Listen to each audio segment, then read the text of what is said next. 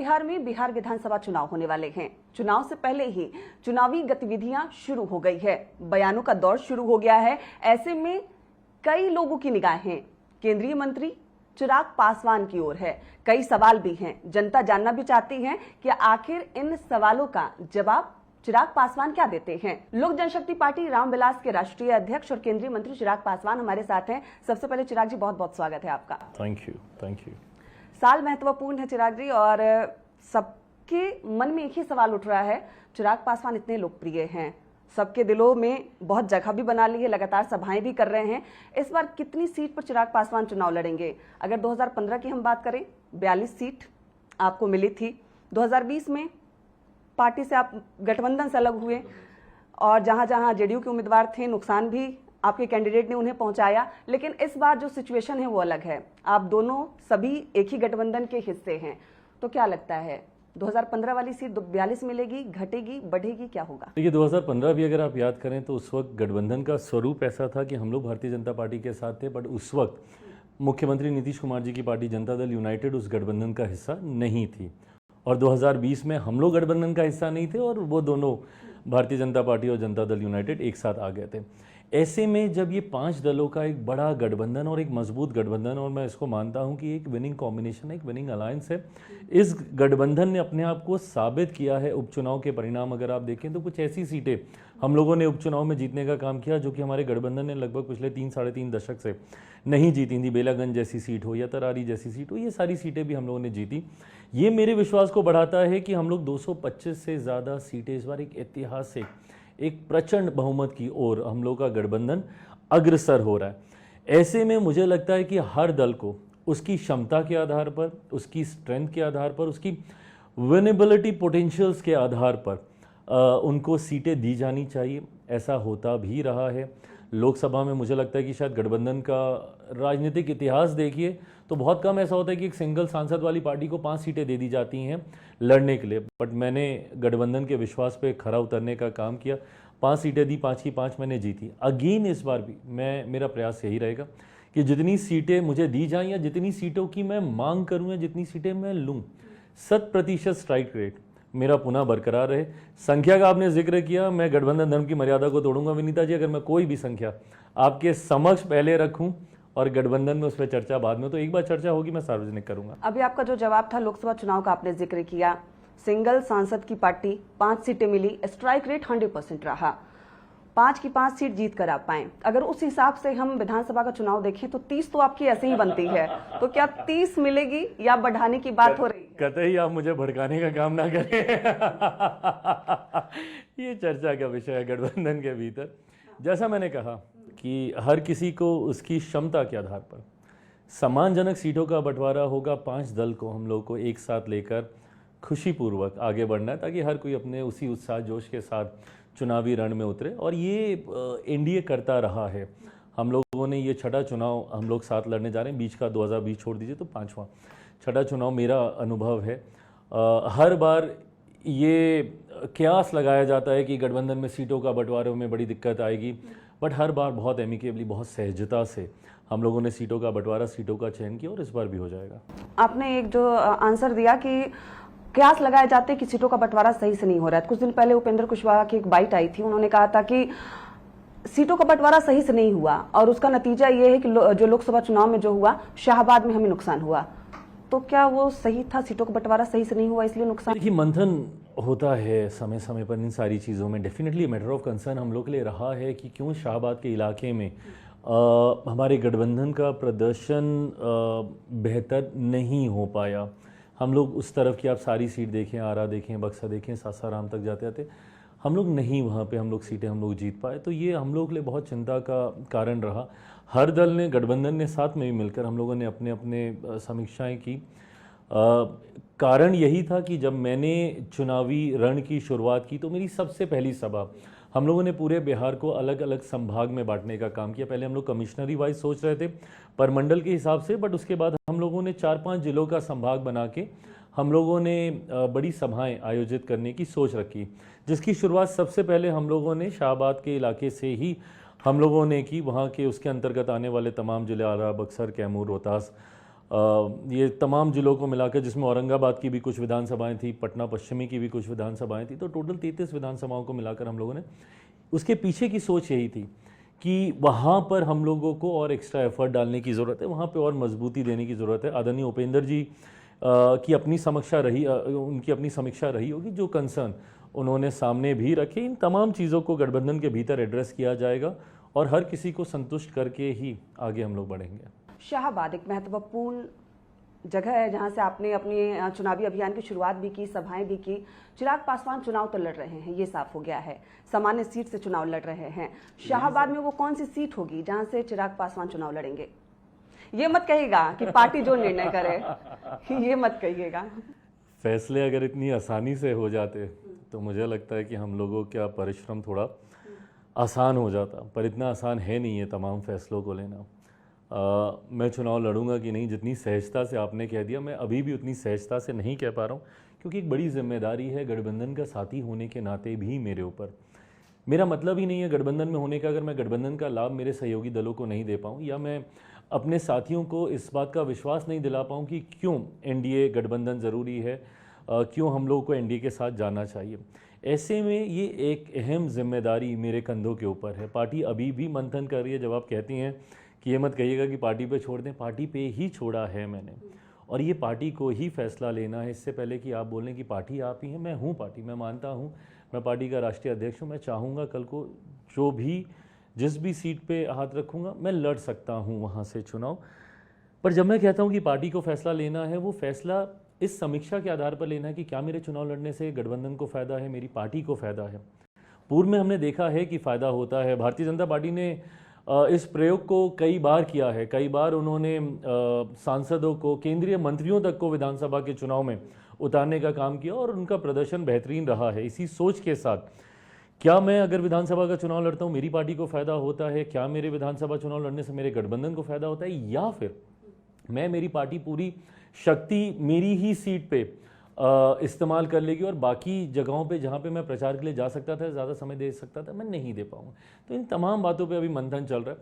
अंतिम फैसला पार्टी को ही करना है। पार्टी अगर मुझे बोलेगी कि लड़ना है, सीट का आपने जिक्र किया, सीट पे ज़रूर चर्चाएं चल रही हैं। पार्टी की तरफ से प्रस्ताव था कि एक सामान्य सीट से मैं चुनाव लड़ूँ। जो प्रस्ताव मुझे बहुत अच्छा लगा है, इस पर भी चर्चा हो रही है। मुझे लगता है मैटर ऑफ टाइम है, बहुत जल्द क्लैरिटी आ जाएगी इसके ऊपर। चुनाव लड़ेंगे या नहीं लड़ेंगे, अभी इस पर अंतिम मोहर नहीं लगी? अभी इस पर अंतिम मोहर पार्टी का केंद्रीय संसदीय बोर्ड लगाएगा। मैं अकेले उसमें अथॉरिटी नहीं बन पाऊंगा, क्योंकि चुनाव मैं ज़रूर, मुझसे व्यक्तिगत आप पूछे तो यस मैं चाहता हूँ। मैं तो आज ही मैं इस बात की मैं घोषणा कर दूँ अगर आप मुझसे पूछें। बट जैसे मैंने कहा कि ये फैसले इतने आसान नहीं होते। पार्टी गठबंधन कई परिस्थितियों को मद्देनजर रख के फैसले लिए जाएंगे। आप कई बार कहते आए हैं कि मुख्यमंत्री नीतीश कुमार के नेतृत्व में ही चुनाव लड़ा जाएगा। जिस तरीके से लोग चाहते हैं कि चिराग पासवान सीएम बने, तो अभी भी आप उसी अपने कमेंट पे रहेंगे कि नीतीश कुमार के नेतृत्व में ही चुनाव लड़ा जाएगा, या फिर जनता के फीडबैक पर आप कुछ विचार कर रहे हैं? मैं हर व्यक्ति की भावना का मैं सम्मान करता हूँ। नीता जी, मैं जिस परिवार से आता हूँ, मेरे लिए कोई पद या किसी पोस्ट को पाना कभी चर्चा का विषय ही नहीं रहा। बिहार फर्स्ट, बिहारी फर्स्ट के लक्ष्य के साथ मैं लंबे समय से आगे बढ़ रहा हूँ। तीसरी बार का सांसद हूँ, बट अब मुझे इस बात का एहसास हो रहा है कि कतई दिल्ली में रहकर अपनी सोच को धरातल पर उतारना संभव नहीं हो पाएगा। अब उसके लिए मुझे बिहार आना होगा, अगर बिहार फर्स्ट, बिहारी फर्स्ट को धरातल पर उतारना है। उस सोच के साथ मैंने विधानसभा चुनाव लड़ने की मैंने चाहत पार्टी के सामने मैंने रखी है। ऐसे में जब मैं सभाओं में जाता हूँ, जो जिन नारों का आप जिक्र कर रही हैं वो मेरे भी कान में आते हैं, बट मौजूदा परिस्थिति में कोई वैकेंसी मुख्यमंत्री पद के लिए है नहीं कि वो अनुभव आज की तारीख में बिहार को आगे लेके जाने का वो मुख्यमंत्री नीतीश कुमार जी के पास ही है। तो ऐसे में गठबंधन में किसी और विकल्प की चर्चा हो मुख्यमंत्री पद के लिए, वो संभव ही नहीं। आप डिप्टी सीएम बनेंगे अगर एनडीए की सरकार बनती है? हाँ, अगर यहाँ पे पानी होता तो हम लोग 9 में इंटरव्यू कर रहे होते क्या? मतलब सच एन हाइपोथेटिकल क्वेश्चन। कोई मतलब नहीं है। परिस्थिति कल को क्या रहती है, कैसे रहती है। बट अगर कभी कोई ऐसी परिस्थिति बनती है, जैसा मैंने कहा कि मुझे किसी पद की लालसा नहीं है, तो डिप्टी चीफ मिनिस्टर एक गंभीर पद है। मैं ज़रूर चाहूँगा कि बिहार में रह रहा जिसको ज़मीनी दिन रात जो बिहार में रहा है, मेरे पार्टी का कोई ऐसा कार्यकर्ता उस पद को सुशोभित करे। एक महत्वपूर्ण सवाल, सीएम के लिए कोई वैकेंसी नहीं है अभी 2025 में, डिप्टी सीएम आप बनेंगे नहीं अभी, बिहार विधानसभा चुनाव लड़ना चाहते हैं, तो फिर आपकी भूमिका क्या होगी बिहार विधानसभा चुनाव में? क्या 2030, मेरी एक लाइन और, क्या 2030 की तैयारी है? मेरी समझ के परे है कि क्यों मेरी भूमिका को मेरे पद से ही जोड़ के देखा जा रहा है। मेरे लिए जिस परिवार से मैं आता हूँ कतई ये सारी चीज़ें महत्वपूर्ण नहीं हैं। मैं बहुत खुश हूँ एक सामान्य कार्यकर्ता की भूमिका में भी रहकर बिहार फर्स्ट, बिहारी फर्स्ट की सोच को धरातल पर उतारने के लिए। तो जिन जिन ऑप्शंस का आपने जिक्र किया है, तो जब वो ऑप्शंस अवेलेबल ही नहीं है, बट अगर उसके बाद मैं विधानसभा का चुनाव लड़ना चाहता हूँ, तो कहीं ना कहीं ये सोच क्लियर है मेरी कि मुझे बिहार फर्स्ट, बिहारी फर्स्ट की तैयारी करनी है। 30 की तैयारी 30 में देखा जाएगा। अभी पिछले दिनों एक बहुत ज्यादा चर्चा हो रही थी, पीएम नरेंद्र मोदी का कार्यक्रम था, मंच पर मुख्यमंत्री नीतीश कुमार और आपके बीच बातचीत हुई, आवाज तो नहीं आई, लेकिन बॉडी लैंग्वेज बहुत कुछ बताती है। लोग ये भी कह रहे थे सीएम नीतीश आपको कुछ बोल रहे थे, हालांकि आपके पार्टी के वरीय नेता हैं, बिहार प्रभारी हैं, जमुई सांसद अरुण भारती ने साफ तौर पे कहा कि सीएम ने आपसे पूछा क्या चुनाव लड़ना चाहते हो, क्या हुआ था वो? मुझे लगता है ये सारी बातें तो अब सार्वजनिक उस पर आ ही गई हैं, कुछ ऐसा बचा नहीं है जो हमारे बीच बात हुई हो और जो नहीं आया हो। मुख्यमंत्री जी ये जानना चाह रहे थे क्योंकि मीडिया के माध्यम से उनको ये सारी जानकारी मिल रही थी और ये ज़रूरी भी है। तो मुख्यमंत्री जी ने उसी जिज्ञासावश मुझसे ये प्रश्न किया कि क्या आप लड़ना चाहते हैं, तो कहाँ से लड़ना चाहते हैं, ये तमाम बातें हुई और मैंने उनको आश्वस्त किया कि सर अभी फ़िलहाल चर्चा चल रही है, ऐसा कुछ नहीं है। जिस दिन होगा तो मैं ज़रूर मेरी नैतिक जिम्मेदारी बनेगी कि पहले आके मैं आपकी जानकारी में आपके संज्ञान में दूं, भारतीय जनता पार्टी मेरे प्रधानमंत्री जी के संज्ञान में सारी बातें दूं। बट जैसा मैंने कहा कि अभी चीज़ें बहुत शुरुआती दौर से गुजर रही हैं, थोड़ा समय और लगेगा इनको फाइनलाइज होने में। सीएम का पूछना आपको कुछ अटपटा लगा या फिर जेन्युइन था? नहीं, बल्कि मेरे को अच्छा लगा जब आपके सहयोगी आपके लिए कंसर्न दिखाते हैं, और वो भी सहयोगी जो इतने अनुभवी, इतने सीनियर, मेरे तो पिता तुल्य हैं, उनकी उम्र और मेरी उम्र, तो उन्होंने जिस हक से मुझसे ये सवाल किया, शायद पापा होते तो ऐसे ही पूछते कि अरे क्या कर रहे हो, तुम लड़ोगे क्या, तो उन्होंने भी वैसे ही पूछा। अच्छा लगा मुझे। अभी परिस्थितियां बदल रही है, मुख्यमंत्री नीतीश कुमार के बेटे भी, अब उनकी भी चर्चा हो रही कि राजनीति में आएंगे, निशांत कुमार, आप जानते ही होंगे, मुलाकात भी हुई, कैसे हैं निशांत कुमार? मेरा बहुत ज़्यादा व्यक्तिगत उनसे रिश्ता नहीं रहा, बहुत ज़्यादा बैठ के हम लोगों ने समय बिताया हो या बातचीत की हो, वैसा नहीं रहा है। बट हाँ, मैं भी मीडिया के माध्यम से ही ये सारी बातें सुन रहा हूँ। बट मुझे लगता है कि मैं रिस्पेक्ट करूँगा उनकी प्राइवेसी और उनके इंडिविजुअल डिसीजन को। ये अंतोगत्वा उनका, उनके परिवार का निर्णय होगा। अभी तक जो व्यक्ति सार्वजनिक जीवन में नहीं है, सार्वजनिक तौर पे उनके बारे में चर्चा टिप्पणी करना मैं कतई जायज़ नहीं समझता। जिस दिन वो ये फैसला लेंगे ज़रूर हम लोग चर्चा करेंगे। अब मुख्यमंत्री नीतीश कुमार से लगातार आपकी मुलाकात हो रही है, चाहे मंच हो, आप उनसे मिलने सीएम आवास भी गए थे।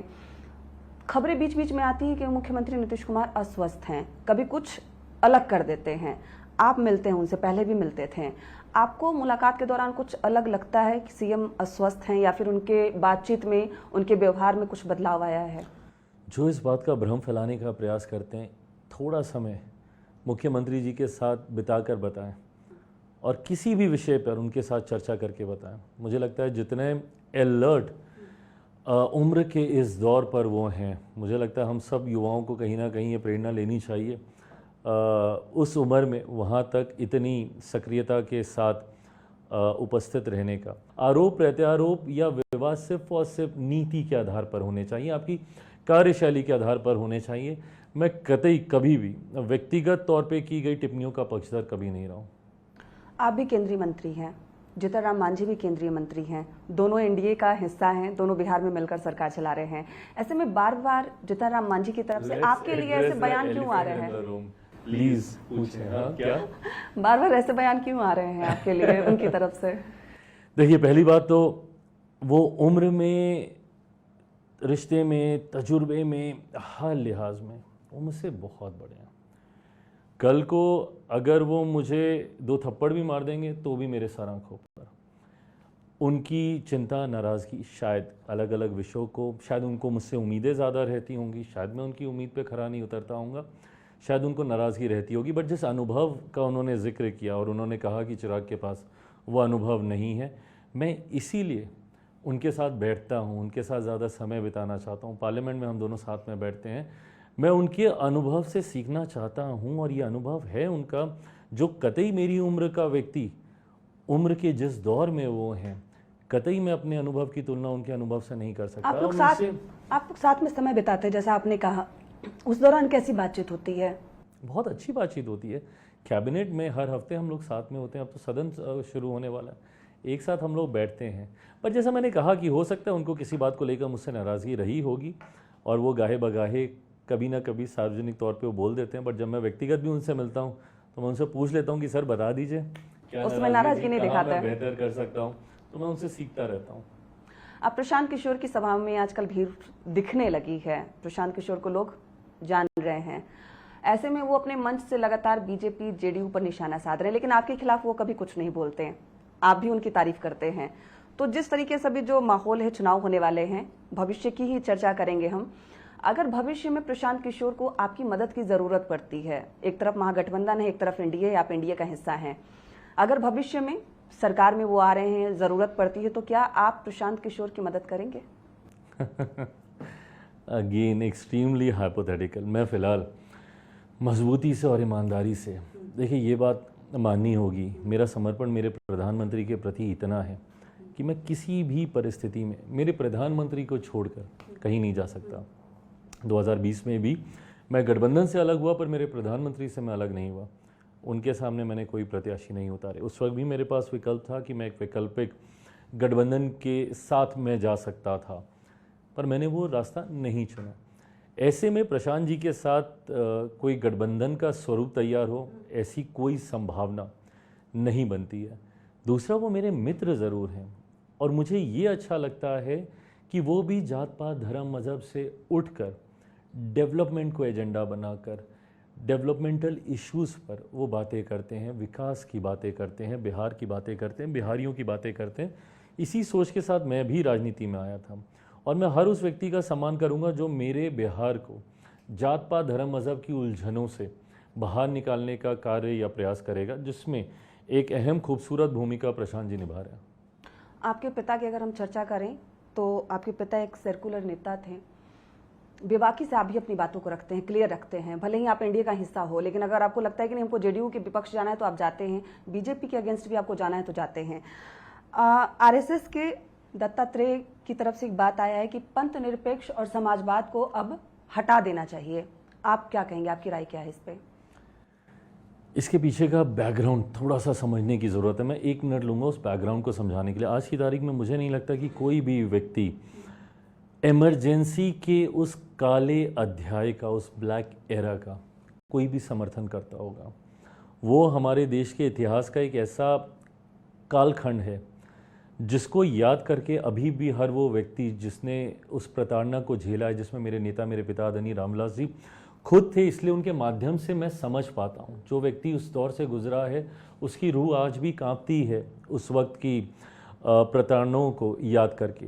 वो एक ऐसा दौर जहाँ पे ज़बरदस्ती नसबंदी कराई जा रही थी, जहाँ पे खूबसूरती के नाम पे बस्तियाँ उजाड़ के बाहर फेंक दी जा रही थी, जहाँ पे आपके बोलने के ऊपर आज़ादी नहीं थी, राजनेताओं को बिना बताए बिना पूछे जेल में बंद किया जा रहा था, एडिटोरियल्स ब्लैंक छप रहे थे। वो एक ऐसा दौर था जिस दौर का मेरा गठबंधन पूरी तरीके से, मेरे नेता, मेरे पिता आदरणीय रामविलास पासवान जी भी पूरी तरीके से जिस दौर को हम लोग नकारते हैं, जिसको हम लोग काले अध्याय के तौर पर मानते हैं, उस वक्त लिए गए फैसलों को कैसे कोई स्वीकार कर सकता है। मेरे लिए और ज़्यादा ये बात विशेष हो जाती है कि मैं इसको नहीं स्वीकार करूं कि जिन शब्दों को जोड़ा गया, उन शब्दों पे मत जाइएगा। मैं बस अपनी बातों को आगे लेके जाने से पहले मैं सिर्फ ये बात प्रमुखता से रखना चाह रहा हूँ। मैं उन 2 शब्दों पे नहीं जा रहा, उनकी जगह कोई भी और शब्द हो सकते थे। मैं उस मूल स्वरूप हमारे संविधान पे जा रहा हूँ जिसका निर्माण मेरे नेता के नेता, जिनके आदर्शों पर मैं चला, मेरे पिता चले, डॉक्टर बाबा साहेब भीमराव अम्बेडकर ने जिस मूल स्वरूप में उस संविधान का निर्माण किया था, मैं उस स्वरूप को स्वीकारना चाहता हूँ।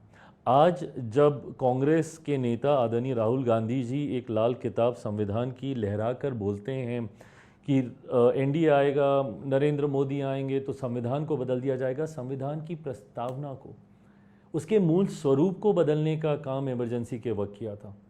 हाँ, जब आप दुनिया को भ्रमित करते हैं, देश को भ्रमित करते हैं कि हम लोग आएंगे तो हम लोग इसको बदल देंगे, बदलने का काम एज अ डिक्टेटरशिप आपकी पार्टी के द्वारा, आपकी पार्टी के उस वक्त की प्रधानमंत्री, आपकी दादी आदरणीय इंदिरा गांधी जी के द्वारा किया गया था। मैं कैसे स्वीकार करूं? क्या ऐसा तो नहीं था कि बाबा साहब ने इन शब्दों पर चर्चा नहीं की थी? कॉन्स्टिट्यूएंट असेंबली की डिबेट्स वगैरह आप देखें, आप पढ़ें, आपको समझ आएगा कि इस तमाम बातों पर चर्चा हुई थी। पर उसके बावजूद अगर ये ज़रूरत नहीं महसूस हुई, आप मुझसे ये सवाल कर रही हैं जिसकी पार्टी की मूल सोच ही समाजवादी है। सोशल जस्टिस के लिए मेरे नेता, मेरे पिता आदरणीय रामविलास पासवान जी ने पूरा जीवन समर्पित किया। और जब आप धर्मनिरपेक्षता और सोशल जस्टिस की बात करती हैं, इससे बड़ा उदाहरण क्या कि 2005 में मेरे नेता के पास ये ऑप्शन था that he could have been the chief minister of my state. उस वक्त उनके पास वो संख्या बल था पार्टी के पास कि वो चीफ मिनिस्टर बन सकते थे। उस वक्त उन्होंने सामाजिक न्याय के लिए, धर्मनिरपेक्षता के लिए उन्होंने स्वीकार किया कि भाई आप किसी मुस्लिम को मुख्यमंत्री बना दीजिए, मुझे मुख्यमंत्री नहीं बनना है। ये तथाकथित जितनी सेक्युलर पार्टीज हैं, क्यों नहीं उस वक्त इन्होंने किसी मुस्लिम को मुख्यमंत्री बनाया? राजद के पास ये विकल्प था, क्यों नहीं राजद ने बनाया? कांग्रेस के पास ये विकल्प था, क्यों नहीं कांग्रेस ने बनाया? जब आपने 76 में इन शब्दों को जोड़ा और खासतौर पर सेक्युलरिज्म को जब आपने जोड़ने का काम किया, तो उसके माध्यम से कहीं ना कहीं आपने तुष्टीकरण की राजनीति को भी बढ़ावा देने का काम किया। मेरी चिंता इन शब्दों के साथ नहीं है, बट इन शब्दों के साथ आ रही सोच के साथ है। और पुनः अगर आप मुझसे ये सवाल कर रही हैं तो मैं क्यों नहीं इनको स्वीकार करता, और मैं क्यों मानता हूं? क्योंकि मैं मानता हूं कि इनको गलत तरीके से जोड़ा गया, और इनको जोड़कर आपने बाबा साहेब के बनाए हुए संविधान के मूल स्वरूप को ही आपने बदलने का कार्य किया, जो कतई स्वीकार नहीं है। एक आखिरी सवाल, महत्वपूर्ण सवाल, लगातार हमले होते हैं आप पे, बयानों के हमले होते हैं, स्ट्रेस तो होता ही होगा, रिलीज कैसे करते हैं? कैसे लगता है कि नहीं अभी टेंशन खत्म करना है? माँ बहुत नजदीक है आपकी, बातें होती हैं, तो कैसे अपने आप को तनाव मुक्त कैसे रखते हैं? कैसे इतने रिलैक्स रहते हैं? मोम का आपने जिक्र किया, आपका भी उनसे बहुत खूबसूरत परिचय, आप जानते हैं she is more like a friend to me, तो उनके साथ मैं बहुत समय बिताता हूँ। जितनी भी मन की बातें होती हैं सारी उनके साथ शेयर करता हूँ। She is like a pillar of strength, she is been a pillar of strength to my father also. मेरे साथ भी उसी भूमिका में है, तो उनसे सारी बातें करके मैं रिलैक्स होता हूँ। बट आई थिंक उसके बाद भी अगर ऐसा तनाव होता है, मेडिटेट बहुत करता हूँ, जो मुझे बहुत धैर्य, संयम, अच्छी परिस्थितियों में दिमाग ख़राब ना हो जाए, बुरी परिस्थितियों में आप निराश ना हो जाए, वो संयम मुझे मेडिटेशन देता है, तो ध्यान बहुत लगाता हूँ। बहुत बहुत धन्यवाद चिराग जी आपका। Thank you. तो हमारे साथ केंद्रीय मंत्री चिराग पासवान थे, जिनका साफ तौर पे कहना था 2025 में मुख्यमंत्री के लिए कोई वैकेंसी नहीं है, डिप्टी सीएम इन्हें बनना नहीं है, लेकिन बिहार के लिए काम जरूर करना है, और यही वजह है कि बिहार विधानसभा चुनाव ये लड़ना चाहते हैं। हालांकि अंतिम फैसला पार्टी का ही होगा। विनीता मिश्रा, न्यूज़ 18 पटना।